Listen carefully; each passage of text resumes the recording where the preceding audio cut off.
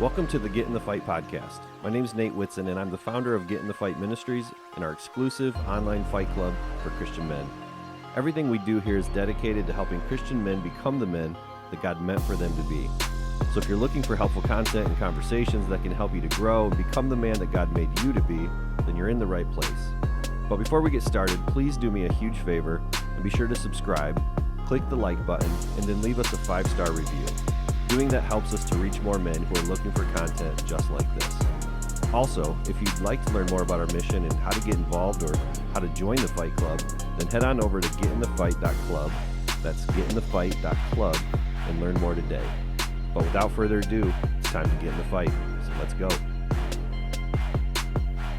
Hey, what's up, fellas? This is Nate Whitson with the Get in the Fight podcast. I'm glad that you're here. If you're a Christian man that is looking to just be a better man, that you want to live a bigger life, a better life, if you want to become the man that God meant for you to be, then this is the place where we push for that. This is the place where we talk about that.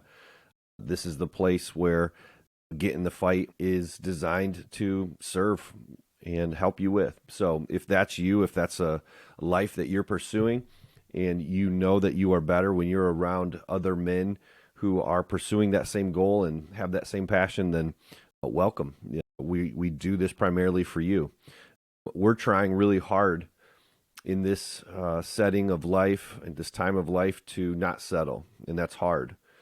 Everything in our country in particular is designed to help you to be very passive and weak and settle for average, and we're pushing against all that. So we want to live whatever short time that we have to the fullest, and we do that by trying to encourage one another in that journey. And of course, it's very spotty. We're hit and miss kind of guys, and you probably are too, but we're trying to do that together, and we know that together we're better than when we're on our own. So glad you're here.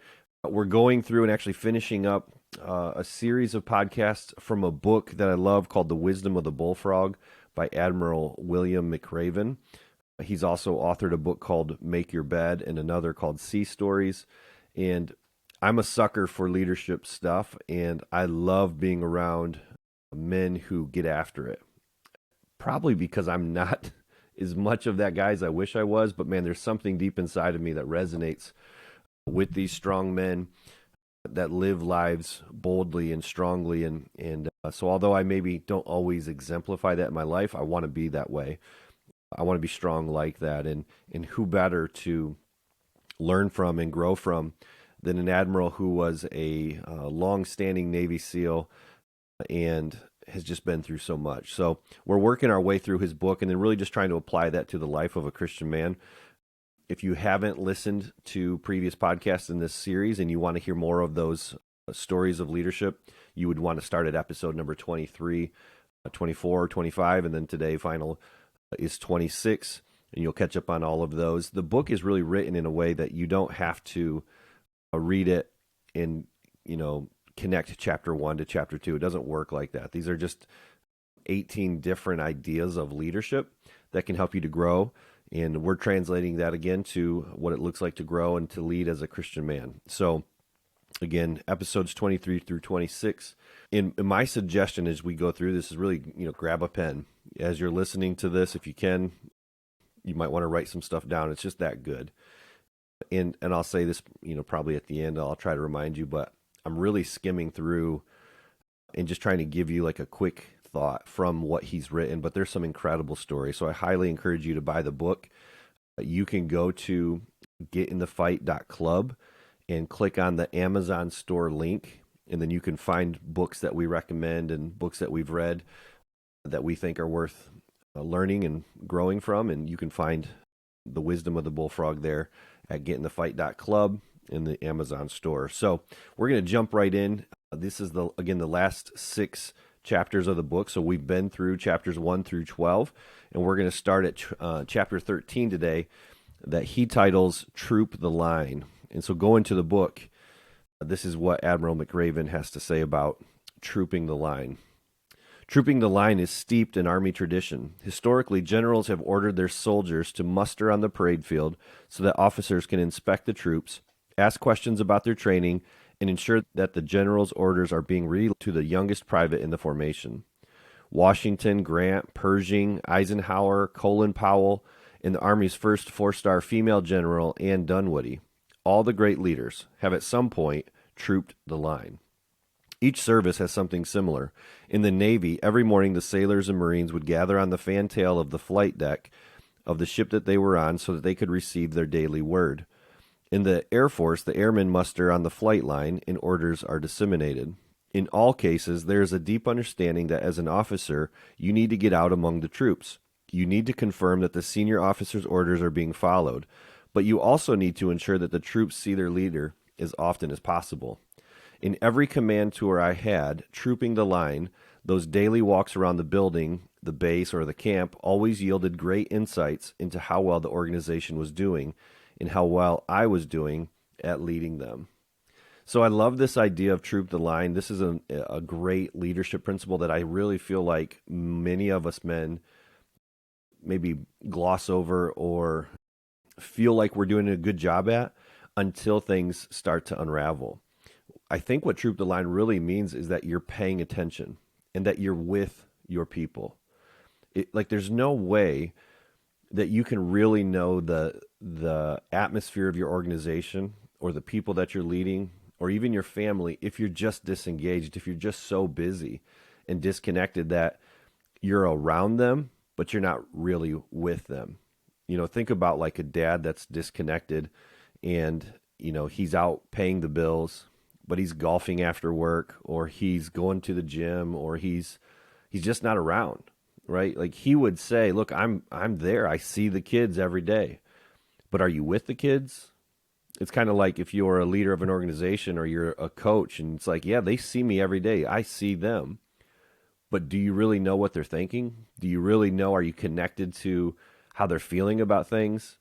This is where when you don't troop the line, you can get into big trouble down the road.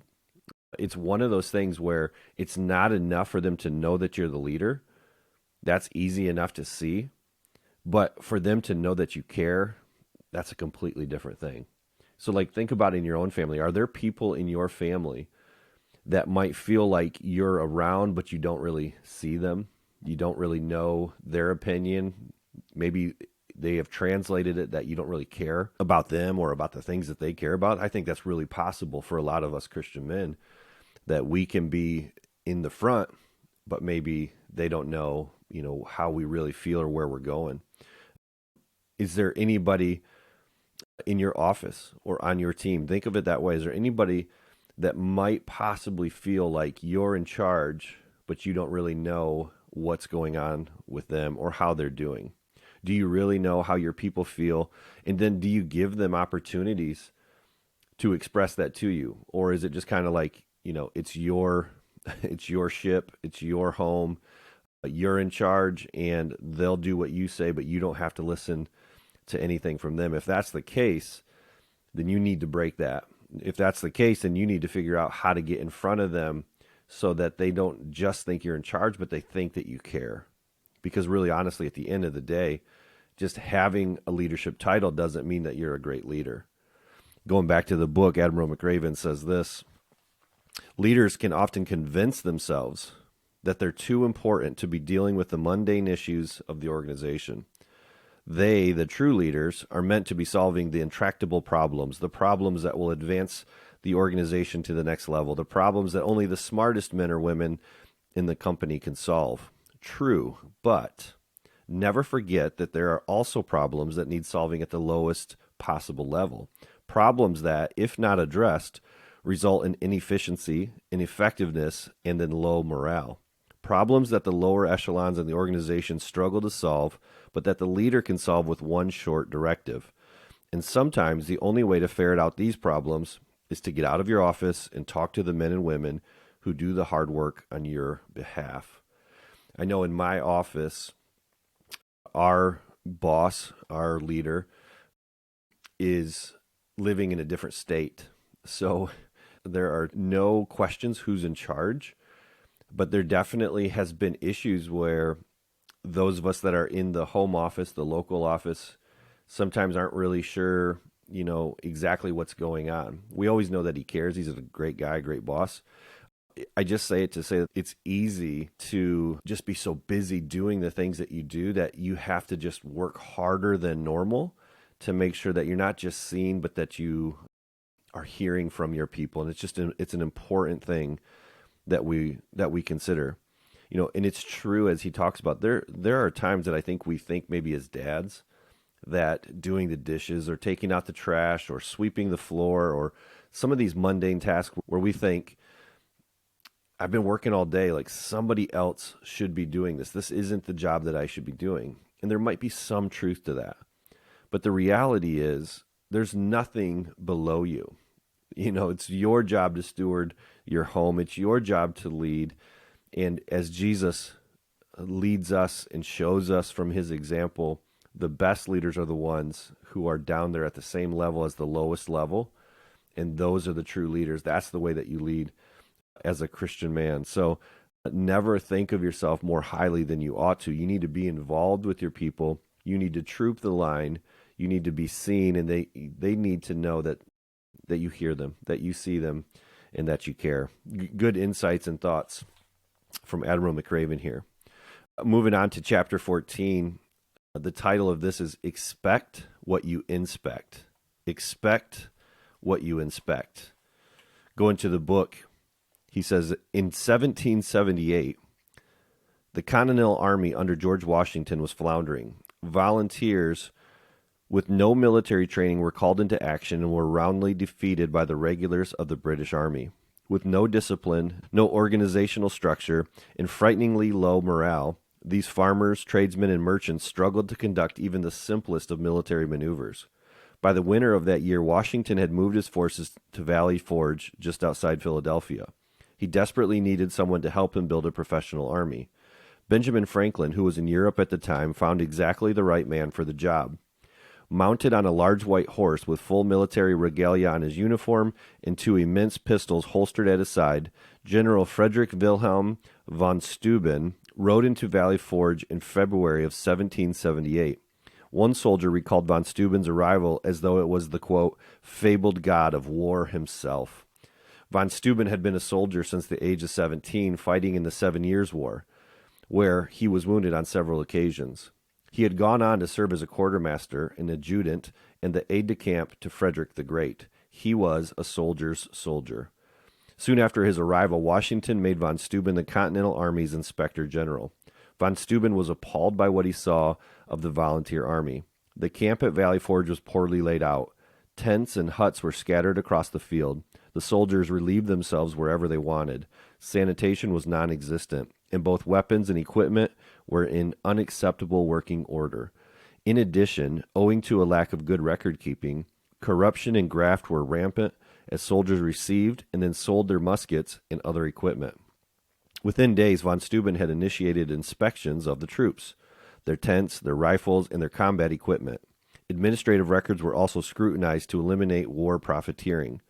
Soon thereafter, daily drills began, and during the winter of 1778, von Steuben wrote the Regulations for the Order and Discipline of the Troops of the United States, a document that has been the foundation for the American military since it was first published.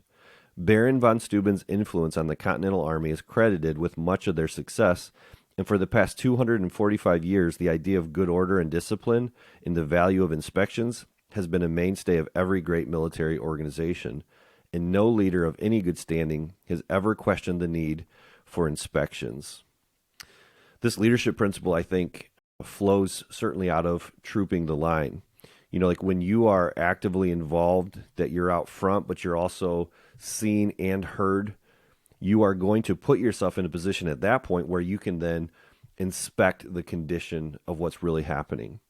I know in my house, for example, this makes me think of our chore chart that my wife puts together. So every morning after her quiet time, my wife will print out and then write out for each of our girls what their chores are for the day. And one of the issues that we have is that even though we're in charge and we're saying this is what we want you to do, we've shown them how to do it, we tell them what is expected of them, the reality that we've come to is that if she or doesn't inspect what we've asked them to do, many times we will show up later and say, I thought you were supposed to do the dishes. Why are these dishes like this? Or why are they done so poorly? Or why isn't the bathroom cleaned up or your bedroom or whatever the thing was? This principle, this leadership principle of inspecting what you expect to get done is really important. The truth is that if we don't inspect our kids' work, a lot of times it's just very unsatisfactory. They're not doing it with excellence. And I know this, just being in charge isn't enough. Just giving an order isn't enough. And on the flip side of it, none of us like to be inspected. I mean, think about it. If somebody's doing this, you're going to say like, man, why are you constantly looking over my shoulder? Why are you getting all up in my business, or however you take it defensively? None of us likes to be inspected, but we do know that when there's accountability to the work that we do a better job. That's just the reality of it. And so, of course, we can take this too far. You can do too much inspecting, and then you're just micromanaging, and people are only doing it not because they choose to, but because they have to, and that doesn't work very well. But you also can get to the side where my wife and I were and inspect it too little as well. And now we're not leading well in that situation either. We have to do a better job at inspecting what we are asking to get done. So again, just thinking in terms of leadership, where are you doing that too much? And maybe where are you doing it too little? Going back to the book, Admiral McRaven says that every military in the world understands the significance of an inspection. We inspect uniforms, weapons, vehicles, tanks, airplanes, ships, and everything that is of value to the organization. But too often in the corporate world, we give it less attention than we should. While every CEO appreciates the internal and external audits to verify the financial status, that same rigor is not always applied to other core elements of the firm. What is often lost is the positive effect that inspections can have on morale. Inspections are not just about ensuring compliance. Inspections force a level of discipline into the corporate system, and when discipline is applied, the rank and file know that they're in an organization that cares about quality, that cares about results, that cares about hard work. No one loves to be inspected, but every professional appreciates knowing that someone above them cares about the details, because it's in the details that businesses succeed or fail. As a leader, you must find the right balance between too much oversight and too little scrutiny. Left unattended, most organizations will get sloppy and undisciplined. It's human nature. Your employees must understand that their work will be judged, reviewed, inspected, and then graded. It's the only way to ensure compliance with the high standards you set. While the troops will always complain about too much oversight and too many inspections, they will also appreciate knowing what's expected of them. Man, I think this is like so right on. As a leader, you've got to find the balance, between too much oversight, too little scrutiny. And it just makes me think of, again, maybe not in the CEO structure of a corporation, but just even as a leader in my home. Am I trooping the line? Am I visible? Am I just like the leader by title or by yelling or by strength? Do my kids and my wife know that I care about them? Do they see me doing the mundane tasks? Am I holding them to standards that are helping them? Am I being too harsh and too critical? Which, to be honest with you, that's where I tend to go. I get way out of balance, probably on the side of scrutiny and just being like, gosh, it's not getting done the way that I want it to get done. And so I've got to find this balance in it too. And if that resonates with you, I think there's two things that Admiral McRaven says that I think are just so right on. Number one is identify what matters most. Identify the core elements, whether you're a coach or a business leader, a boss, or just leading in your home, whatever that looks like.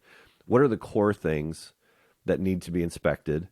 And then develop a plan of action for how you're going to do that. Again, in our chore chart illustration, it's up to us as adults to not just give the instructions and orders, but also to inspect it and hold them to a high standard. And so Sarah and I, in our case, have to figure out, okay, like how are we going to actually just go make sure that their work was done and done in a way that we expect of them. Not only will that help them to know what's expected, because pause here for a second. If you've ever been in a situation at work or in life where you really had no idea what the expectations were until the boss or the leader showed up and he's just screaming at you and you're like, man, I had no idea. Make sure that it's clear what the expectations are inspect it regularly, help them figure out how to do it well, but don't surprise people with, scrutinizing it when it really hasn't been clear from the very beginning. So just some good things to think about, I think, as a leader, to inspect the things that you do and figure out what matters most. And if you get too overly critical, you might just be talking into the air at that point. So focus on what matters and start there. Hey guys, I hope you're enjoying the conversation so far. And if you are, please do us a huge favor and be sure to subscribe, click the like button, and then leave us a 5-star review. It only takes a few seconds to do this, but it makes a huge difference for us, and it helps us to reach more men who are looking for content just like this. Thanks so much for listening and helping us out. Now back to the show. Moving on to chapter 15.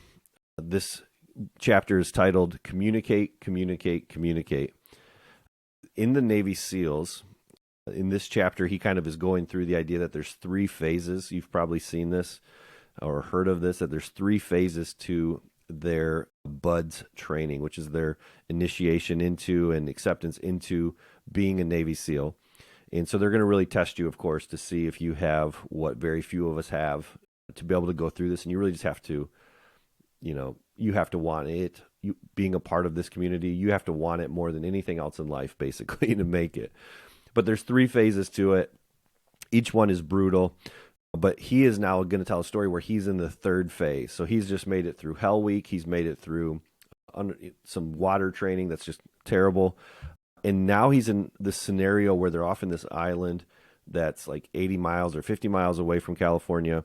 And they're really kind of isolated, and they do some pretty amazing training here out in the middle of nowhere. And so he's in charge of 14 men, and they are being told, like, here's the mission. Senior leaders are somewhere on the island. Your objective is to lead this platoon of men. At some point, you're going to be ambushed. There's going to be, fake grenade simulators, and there's going to be ammunition that's blank ammunition, but you're going to get ambushed at some point along the line. And the objective is to move your team safely and effectively and as quickly as possible away from the kill zone. And we'll see how well you can do. So Admiral McRaven is in this 3rd phase. He is a leader. He's in charge of 14 men. And we pick up the story here now, and we see what happens here to him. Ambush right, someone screamed. From the high brush to my right, the sound of blank fire erupted in a deafening roar. The ambush was on. Simultaneously, all the men in the platoon dropped to the ground and returned fire in the tall grass. Grenade, grenade, another voice shouted out.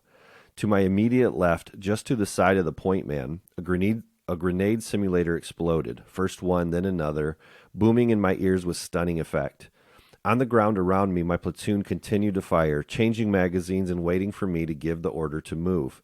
We couldn't counterattack through the brush because it was too thick. We couldn't move to the right. The instructors had sealed off our exit.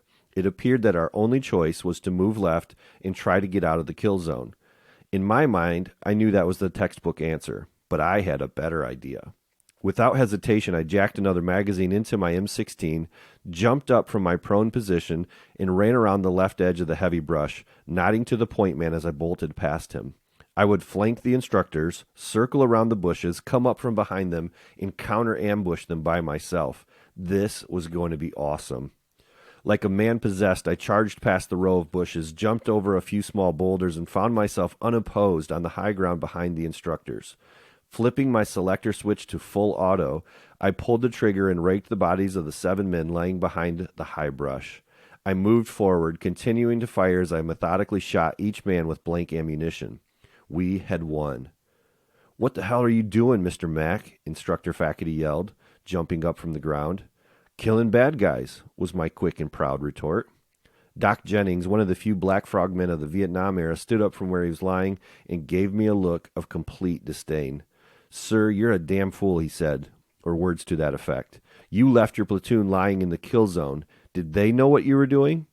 Somehow, this wasn't going as I had imagined. Get back with your platoon, Mr. Mack, Jennings said sternly. I thought the worst of my getting chewed out was over. Surely the platoon would appreciate my quick thinking. They would understand that what I was trying to do was help them win. I had defeated the instructors. That must count for something, right? Sir, what the heck are you thinking? Varner said, echoing the words of faculty. We had no idea where you went, LeBlanc piped in. I quickly tried to explain. Look, guys, I saw an opportunity to flank the enemy and save the platoon. I reacted. Well, sir, that's just fine, but we had no clue what you were doing or where you were going. Marshal Lubin had swung around to join in the conversation. Yeah, man, I thought you were running away from the firefight. No, I said. Come on, guys, I was trying to save the platoon. Sir, with all due respect, Varner said, a little less caustic now, your job was to get us out of the kill zone, to communicate your intent so that we could all move together and survive. I just nodded. I knew they were right. That's fine. Then you went off and did your own thing, and we had no clue what you were doing or where you were going. I don't know if you've ever been a part of an organization or maybe followed a boss or a leader who made you feel that way, but it's a terrible feeling. There have been people that I have worked with or for that just kind of did their own thing. And I'm telling you, it's a bad position to be in, where you're just thinking, I'm doing my job here, but I have no idea how this connects, or I have no idea if this guy even knows what the heck is going on. When you have a leader who is just doing his own thing and everybody else is kind of left in the wake of whatever he is doing or choosing to do or the direction he's going, and you're not sure how it all fits or connects, that is a terrible feeling. And so Admiral McRaven is here saying, like, look, if you are a leader, this is really critical. This is like something you've heard 1,000 times, but if you're a leader, you simply cannot communicate too much. It makes me think that one of my favorite leaders is a guy that always is saying that vision leaks. He's saying, like, if you give a vision to your team, if you're a leader and you're saying, here's where we're going, here's what we're doing, and here's why it matters, you can't just say it once. He's like, you have to say this so many times that by the time you feel like you've said it to exhaustion and you are just like, there's no way they want to hear this again. He said it's probably at that point that it's just finally starting to kick in. Vision leaks, communication leaks. It's just really hard for people to grab what you as a leader knows. And so you've got to find ways to communicate in a way that you are saying it over and over and over again, and knowing that people need to know not just what you've said, but why it matters. You have to be able to ensure that every single person on your team knows what you're doing and where you're going. As a dad, think about this. You know, you're giving orders all day, but do your kids know why this matters? Do they know where it's going or how it connects to their faith? Or are you just kind of the boss and you're just screaming, but they really just feel like, you know, I'm just having to follow this guy, but I have no idea why. That can make a huge difference in the impact, you know, that it has in your kids and in your home. If you're a boss, you know, do the secretaries or people on your team that are at the lower levels of your organization, do they know and feel like they're a part of a team? Do they know what you're doing and why what they're doing matters to the overall vision or organization? Have you communicated with them? Do they see you? Again, there's trooping the line involved here. Or are you just in charge and you assume that the lowest levels know what's going on? You know, when you're a husband and you're communicating with your wife, do you talk about things that matter? Are you communicating with her at a level where you're really building cohesiveness and teamwork? Or are you, again, just kind of doing your own thing? She's doing her own thing. And this is what we see a lot, right? I mean, this is like the state of our families and marriages. It's like we're talking all day, but we're not communicating at all. So Admiral McRaven, I think, takes this idea of leadership and just says, look, you've got to establish communication and get feedback as well, too. So it can't just be one way, he says. Like, you've got to communicate to your team, and you've got to be effective at it, and you've got to make sure that everybody knows what's going on, but you also have to have communication come back to you. Do you have a plan for people to be able to communicate important things to you that you need to hear? Then you need to confirm with them that what is actually most important is understood and that everybody understands it. And I think, again, this is where we skip over this and we just say, look, I've told them 1,000 times what matters. But if every single person in the team doesn't understand that, that falls back to you. You're the leader. It's up to you to make sure that they actually understand what matters most. And then I love his suggestion here. He says, never make a big move without a plan for ensuring that everyone is crystal clear first. You've got to make decisions all day long, and there's certainly many of those decisions that you make as a leader that doesn't have to involve everybody's input. There's no time or there's no practical way of doing that. However, if you are making a big move, if there's a big decision on the horizon, there's nothing worse than being on the other side of that, where you're just going like, holy smokes, we just made this huge move. I didn't even know this was coming. I didn't even know he had this in mind or whatever. So if you want to crush morale in your home or in your team or in places of leadership that you're in charge of, then don't communicate to them and you'll crush them. But if you want to have an amazing team where everybody's moving in the same direction, everybody's working together, everybody's communicating back and forth, you're receiving it and you're also bringing it down and everybody knows, you're going to have an awesome team. And I think that's his point. So just don't make big moves and then later on go, oh, by the way, we're doing this, right? As a leader, establish communication and communicate. Moving on to chapter 16, Admiral McRaven titled this, When in Doubt, Overload. And this is what he means. Going to the book, he says, since World War II, Navy frogmen had been clearing beaches across the Pacific and in preparation for the landing at Normandy. Interestingly enough, the basics of clearing the beach haven't changed much since then. A team of frogmen would board a high-speed craft. The boat would approach the beach and drop off the frogmen parallel to the shoreline in water about 21 feet deep. Using a plastic slate, a grease pencil, and a lead line, the frogmen would swim the distance into the beach, diving down along the way to locate the obstacles. Once each man made his way to the beach and back, the high-speed boat would swing by and pick them up. Back on the mothership, the leader would chart the location of the obstacles and plan the correct amount of explosives necessary to destroy them. These calculations were precise. For each scully, a haversack of 20 pounds of C4 was necessary. Once all the explosives were assembled, the frogmen would reboard the high-speed craft, head back to the beach, load the obstacles with explosives, and detonate the C4, clearing the way for the Marines. But 40 years of clearing beaches from Okinawa to Normandy to Incheon to Vietnam had taught the frogmen one very important lesson. Whenever you were in doubt about the amount of explosives to use, always overload. Always put more energy, more force, more power into the solution than you think is necessary. It was the only way to guarantee success in the face of uncertainty and doubt. So these frogmen are going and they're saying there's an obstacle in the way and there's some doubt about how we're going to make sure that we're safe or that we are successful. What do we do about the obstacle in the way? And their objective and their goal is we will destroy this thing with more energy, more force than maybe we think is necessary. I think the principle that I take from this is that there are many times when you're leading that you deal with doubt and obstacles, right? This isn't surprising. But what we end up doing and how we respond to it maybe isn't with overloading, but with drawing back. So a lot of times I know my first reactions when I'm dealing with heavy doubt or discouragement or obstacles that get in the way, like I didn't expect this to happen. I didn't expect to get hurt. I didn't expect to have to deal with this at this time. There's an obstacle. There's something that is blocking the way forward. And a lot of times the initial response is, you sulk or you complain. You make excuses for why it's not going to work. You back away and just get scared and just don't do what strong men do. You blame other people for why it's failing or falling apart or whatever, right? Whatever thing that we do there. But the idea is that when you have to deal with doubt and discouragement and obstacles, and you will, what we really need is a tougher mindset. What we really need is to do this. Overload your commitment.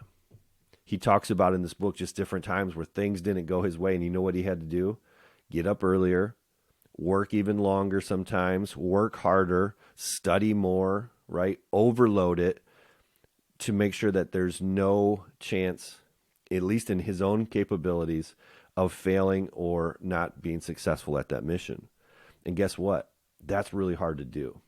It takes a tough mentality. It takes a strong man to be able to look at an obstacle or to look at doubt or to take on discouragement that way, because everything inside of you is fighting against responding that way.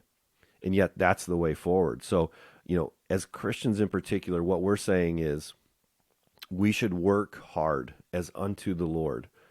And when we're in doubt, we should pray and overload our life with God's thoughts. We should overload our life with better effort. And that combination of getting our minds right with Christ and in appealing to him for his power and strength, and then also taking the efforts that we need to and doubling them up and adding more to it, that's the right combination, I think, for a Christian man.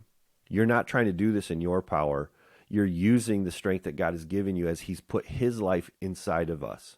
So the Holy Spirit lives inside of us and gives us power that we don't possess on our own. But we know that through him we can do all things if Christ is at the center, if he is the one, if it's his power that we're working in. But we need to overload in that category, especially when the obstacles appear. And they're going to appear, right? There's just no way that this life is going to move straight line forward, no obstacles, no discouragement, no doubts, no fears. That's not the life that we live. And so when in doubt, overload the effort, overload the prayer. Moving on to chapter 17, I love this one too.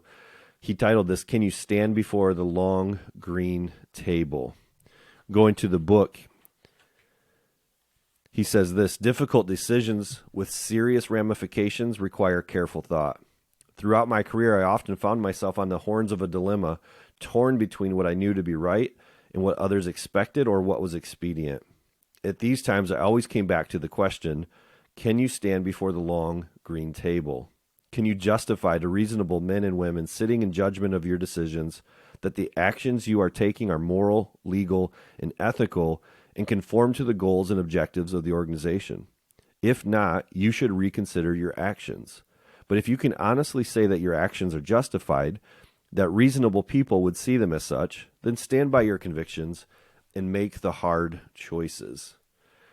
Being a man and being a leader means that sooner or later you're going to have to make a decision that carries some serious ramifications, that your decision to do this or not do this thing, to go there or not go there, to involve yourself in this or to just step aside, it's going to carry some serious weight with it.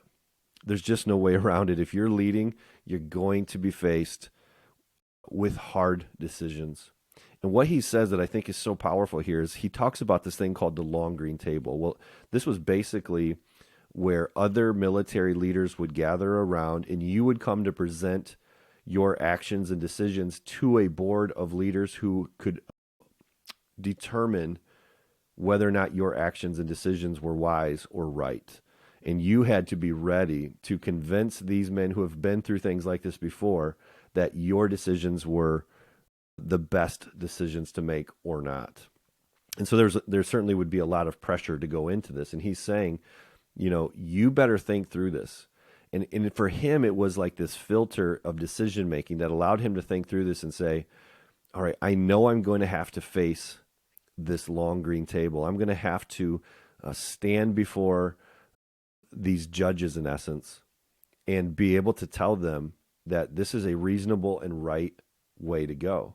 And the way that he would think through that was three different things that are maybe worth you considering as well. He would say before he made a big decision that had big consequences attached to it, he would ask the question, is it ethical? Does it follow the rules?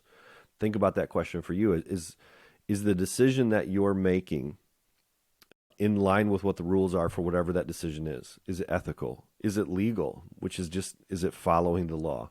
And then he would say, is it moral? Does it follow what you know is the right thing that you should do?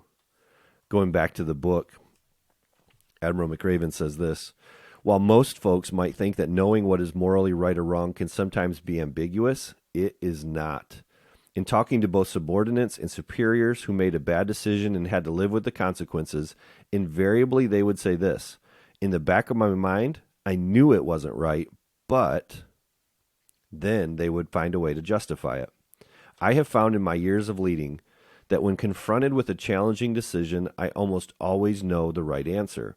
It's just that the right answer is hard to accept and the decisions are hard to make because we don't live in a world of isolation.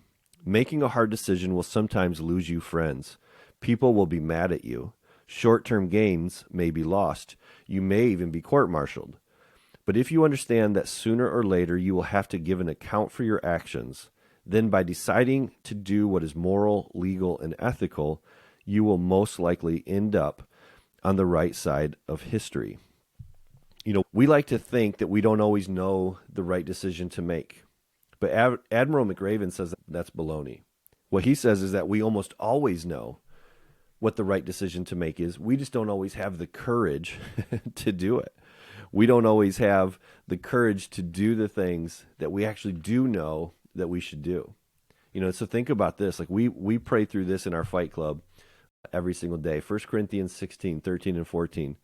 It says that we should act like men. This is a part of what it says here. Act like men, be strong, do everything in love. Think about how that plays out.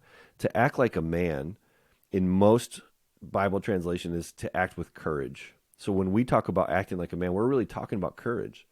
And this is really the heart of what Admiral McRaven's talking about in this leadership principle.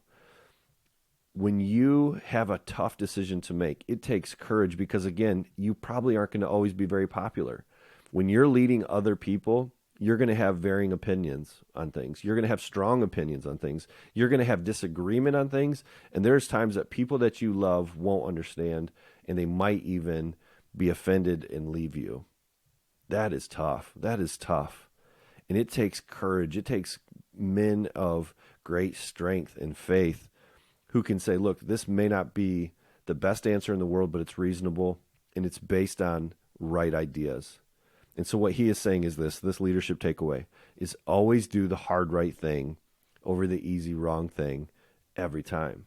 And know that when you have to give an account and explain to other people, this is why I decided this is what I was thinking, that it was moral, it was ethical, it was legal. I am doing the hard right thing, the best that I know how. At least you can stand with your chin up. And I think that's a huge principle for us to take away. The last chapter of this book, moving on to chapter 18, is called Always Have a Swim Buddy. And this is such a great way to end this conversation today. Going to the book, he says this: the greatest compliment one frogman can bestow on another is to call him a swim buddy. It's a simple term, but it conveys everything about how we live, how we fight, and sometimes how we die. Underwater at night, when it's at the darkest, it is your swim buddy who swims beside you, always ready to provide you air if you run out, untangle your lines if you're caught under a ship, or fend off unwanted visitors. When parachuting, it's your swim buddy who checks your parachute before you jump, who ensures you pull at the right altitude, and it's your swim buddy who lands beside you in enemy territory. When patrolling in combat, it's your swim buddy who walks on your flank, covering your six. It's your swim buddy who lays down a base of fire so you can maneuver against the enemy. And sometimes it's your swim buddy who lays down their life for yours. You learn it early in SEAL training that you never did anything at any time without a swim buddy, someone who could bail you out of a tough situation. Your swim buddy was more than a diving partner. Your swim buddy was your protection, your conscience, your friend, and frequently your salvation. In podcast episode number 16, I know I talked about this critical nature of men living within community with other men. And that really is what Admiral McRaven is saying here too. You can go far on your own, but it's not safe. You can do this. And a lot of men, try to play the Lone Ranger position of just trying to think that they can swim on their own, go through life on their own, go through difficult challenges on their own. And they'll say, I've got a wife and I've got my family and that's enough. And that's partly true. But I really genuinely believe that every man needs a swim buddy. They need somebody or some buddies in their life that really know them, that walk with them, that journey with them through the great things and can celebrate, but also are there for them when things get tough. Somebody that can be in their corner for them, can fight with them, can defend them from trouble. Somebody who's going to be faithful through all things, but also somebody who confronts them when they need to be confronted and helps hold them accountable. How amazing to have a swim buddy, a man in your life who helps you become the very best version of you that you can be. I think it's absolutely critical that men have a community of men like that, because you'll never go as far as you could have if you're just swimming on your own. So I just wanted you to think about this as we kind of wrap up this conversation is, who are you doing life with like that? Who is the swim buddy or the swim buddies in your life that you call on when things get tough, when you're celebrating life with? Who do you have in your corner? Who have you let in all the way into the darkest parts of your thought life, and just who have you let in all the way? Who do you call on when life gets tough? Who do you call on when there's great things happening? I mean, that's so critical. Men in general tend to be disconnected. It's one of the great problems, I guess, in our society today, is that we know things are falling apart, and yet what happens is, instead of getting closer with another community or tribe of people, we actually separate, and for some reason we try to go it alone. And I think what Admiral McRaven is saying here too is that in the Navy culture, in the SEAL culture, they know it's life or death. And I guess what I'm saying is I think he's right. Finishing up here in the book, he says this: swim buddies are a necessity in life. Call them wingmen, co-pilots, first mates, shotgun riders, Skipper and Gilligan, Thelma and Louise, Barney and Fred, brothers, sisters, husbands, wives, partners, call them whatever you want. But without a good swim buddy, you will be destined to make bad decisions. You will be confronted with the difficulties of life all alone. You will sometimes wallow in self-pity, and nothing you do will be as fulfilling. Every frogman knows that in the turbulent waters of life, you always need a good swim buddy. I think he's right, and I think that's a great way for us to end this Wisdom of the Bullfrog book, that we understand that being a good leader is tough. Being a man of great courage and strength and discipline and joy is tough, and we need each other.